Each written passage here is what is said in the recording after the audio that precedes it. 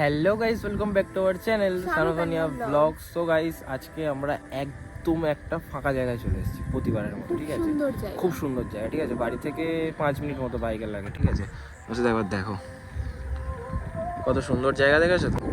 আর এখানে আসার কারণ হচ্ছে আমরা আজকে এই ভিডিওটা করতাম না, তারপরে ভাবলাম না তোমাদেরকে জানানো খুব দরকার। তো গাইস, তোমরা কম বেশি সবাই জানো যে আমার কাছে একটা R15 বাইক ছিল। তো সেটা আমার খুবই একটা প্রিয় বাইক ছিল, সবার প্রথম বাইক ছিল। তাও ওর জন্মদিনের দিনকে ওর বাবা ওকে গিফট করেছিল। মানে আমি কোনোদিন ভাবিনি যে বাইকটা আমাকে সেল করে দিতে হবে। তো কিছু কারণবশত আমি বাইকটা সেল করেছি। আর সেই কারণটা হলো দুটো আছে কারণ। এক হচ্ছে আমার হাত খুব যন্ত্রণা করছে, মানে লং কিছু করলে। আর কোথাও মানে দূরে যেতে পারছিলাম যাওয়া যাবে না, সোজা কথা। এটা যারা গেছে তারা কিভাবে গেছে তারাই জানে, সত্যি কথা। আর দুজনে তো মানে খুব অসুবিধা হয়। মানে সিঙ্গেল তাও ঠিক আছে, কিন্তু ডবলে খুব হাতে মানে প্রেশার পড়ে আর কি। ঠিক আছে, তো তার জন্য আমরা ওটা এক্সচেঞ্জ করেছি। এক্সচেঞ্জ করে আমরা একটা বাইক নিয়েছি, সেটা তোমাদেরকে আমি বলবো। তোমরা হয়তো কম বেশি সবাই জানো, কারণ আমি কটা ফটো পোস্ট করেছিলাম। তাই 3 সপ্তাহ মতো হয়ে গিয়েছে বাইকটা আমি সেল করে দিয়ে ওই বাইকটা কিনেছি।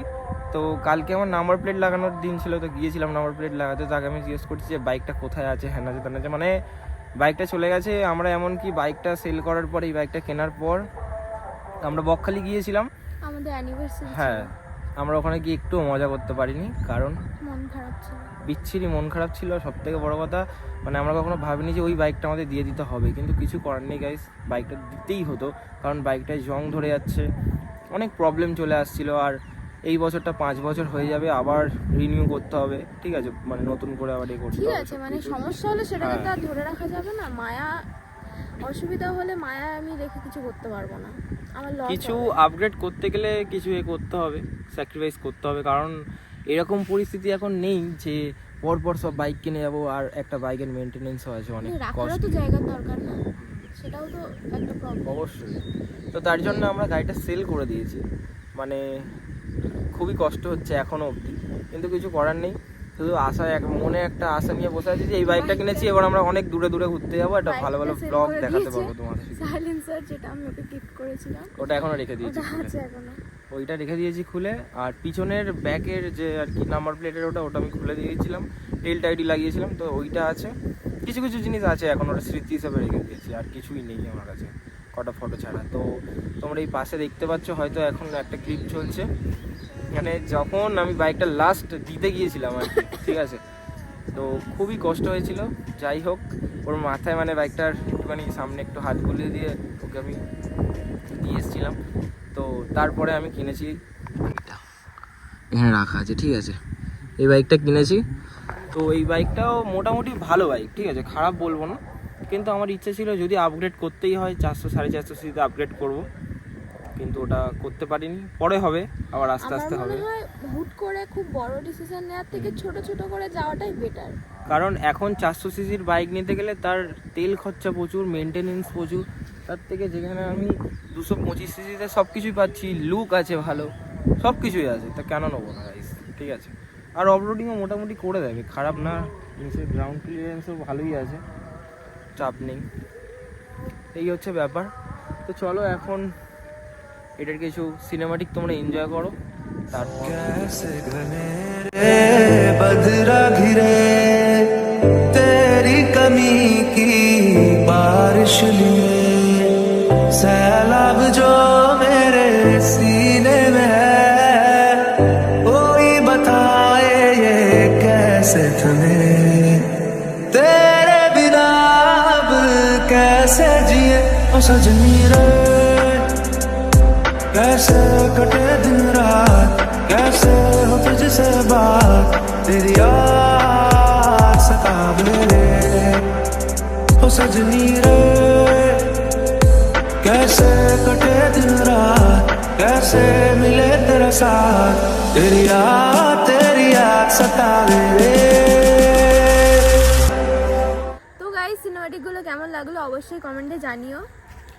আর একটা জিনিস স্যাক্রিফাইস করে এই বাইকটা কিনতে হয়েছে, তো একটা লাইক করে দিও আর একটু সাবস্ক্রাইব করে দাও। কি করছো তোমরা আমি বুঝতে পারছি। একটা ভালো মানে মিল আছে কোথায় জানো, বাইকটার নাম রনিন আর আমার দিদির ছেলের নাম রনিত। তো মানে দুজনের মিল আছে, মানে এরকম একটা ব্যাপার, মানে রনিতের রনিন এরকম একটা ব্যাপার হয়ে গেছে। ঠিক আছে, মানে সব কুচু কুচু সবগুলো এখন কি বলবো, মানে ভিডিও বানাতে এসে ওদের বাড়ি চলে যাই। আমরা ভিডিও ঠিক আছে। বানাতে বেরোই, বেরিয়ে ওদের বাড়ি চলে ভিডিও আর বানানোই হয় না। মানে কি হয়ে গেছে এখন। ঠিক আর আছে। আমার দিদির ছেলে রনির, ও মানে একে দেখলে আমার কাছে যদি থাকে ও হাতও পাতবে না, ও দাঁড়িয়ে গিয়ে দাঁড়াবে, ওর কাছে চলে যাবে, হাত বাড়াবে ওর কোলে যাওয়ার জন্য। মানে এত হ্যাঁ, মাসিকে মানে ভালোবাসো না তো, শুধু মেশো মেশো করো।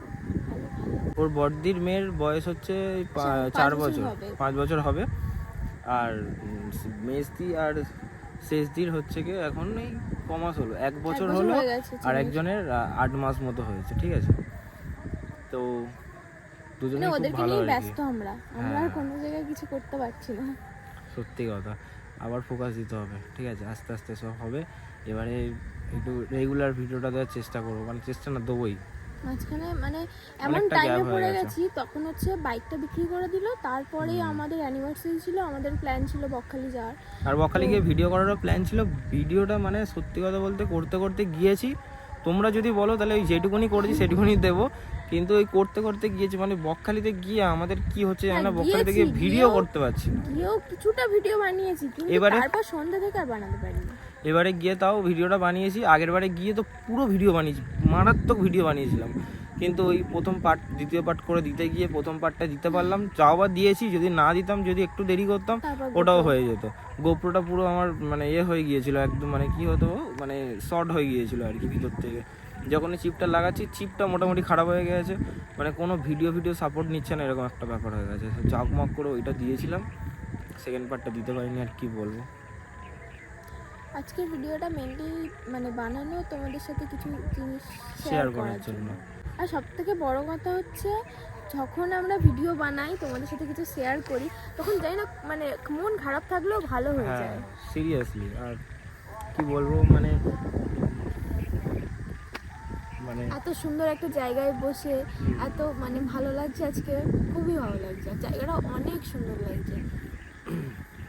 যাদের যাদের এরকম সিচুয়েশনে গেছে তারাই জানে যে কতটা কষ্ট লাগে একটা বাইক যখন চলে যায়, কিন্তু কিছু করার থাকে না, সেই সময়টা করতেই হবে, না করলে আলটিমেট তোমার লস, মানে যার কাছে জিনিসটা থাকবে তার লস, ঠিক আছে। মায়া সবসময় কাজে দেয় না, কখনো কখনো ভাবতে হয় যে আমি মায়া করার থেকেও আমার লাভটাকে দেখা উচিত। তার জন্যই এটা নেওয়া।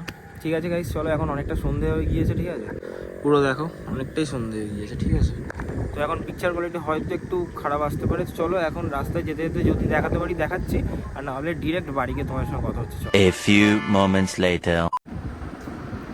সো গাইস, আমরা এখন বাড়ি চলে এসেছি। আসার সময় মোমো কিনে এনেছিলাম, আর এখানে আছে কাবাব ফ্রাই, ঠিক আছে। আর আজকের ভিডিওতে আরেকজন আছে, আমাদের স্পেশাল মানুষ, তাকেও দেখাবো, ঠিক আছে, চলো। সো গাইস, এই হচ্ছে আমাদের মোমো, আর এই হচ্ছে কাবাব ফ্রাই, আর আজকে আমাদের স্পেশাল মানুষ এই যে কামড়ি।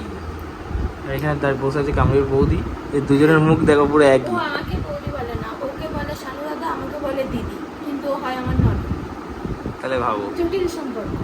2000 years later. সো গাইস, আমাদের খাওয়া দাওয়া হয়ে গিয়েছে, আর আজকের ভিডিওটা এই অবধি। যদি ভিডিওটা ভালো লাগে তাহলে কি করতে হবে? Like, comment, share and subscribe করে দিও। দেখা হচ্ছে নেক্সট ভিডিওতে, ততক্ষণের জন্য টাটা। টাটা।